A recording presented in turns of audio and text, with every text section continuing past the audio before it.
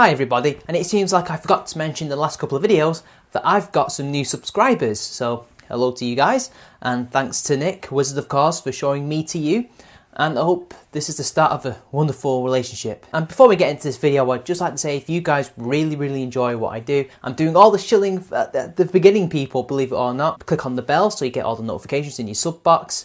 Follow me on my Facebook page as well, you'll always get all the latest videos there unless the link breaks like it has done a few times. Follow me on Twitter because they're always automatically uploaded there, so you'll never ever miss me there. Other than that, just share and like this video, please do. Your friends would be very much entertained, or at very least informed. I like to try and do both. Now today's video is not a response video, I simply don't have the time.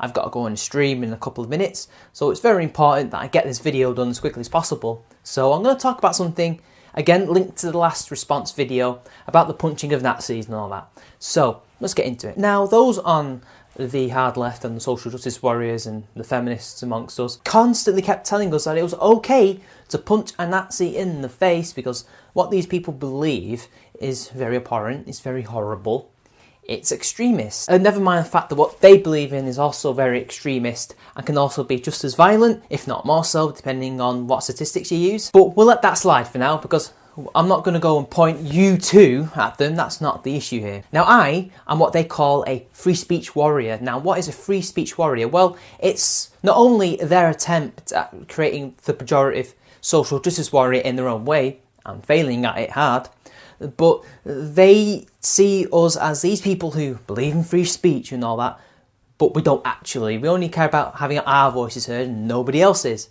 despite evidence to the contrary, of course. So if I say this, they will probably try and leap on me and say, you're not for free speech, but actually this is something that I have maintained throughout my whole channel and possibly my whole life. You are allowed to say whatever you want to say, providing you don't incite violence or anything like that. And this is exactly what they did. When they went on their pulpits and soapboxes and said, it is okay to assault these people, it is okay to attack these people, it's okay to go out and riot, they forfeited their right to free speech because they broke the law. All these people, even the Americans, broke their free speech laws by advocating and inciting violence. That's exactly what they were doing. They were saying it's okay, you can go out and do that because these people are nasty and horrible, even if these Nazis aren't committing any violence themselves. Look, if it was talking about, say, self-defense, I could see that. I would let that slide. Because if you're saying, yeah, if you get attacked and you hit back, that's fine.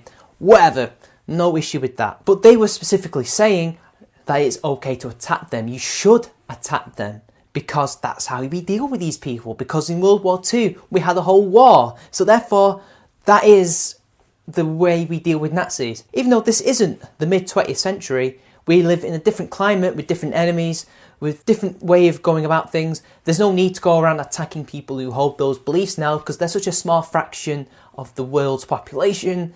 And to be honest, the way we deal with neo-Nazism now, which is what it really is, or white supremacy, is we simply attack them with ideas. There's no reason to pick up your M16 and go out and shoot them or pick up a truncheon and batter them across the face.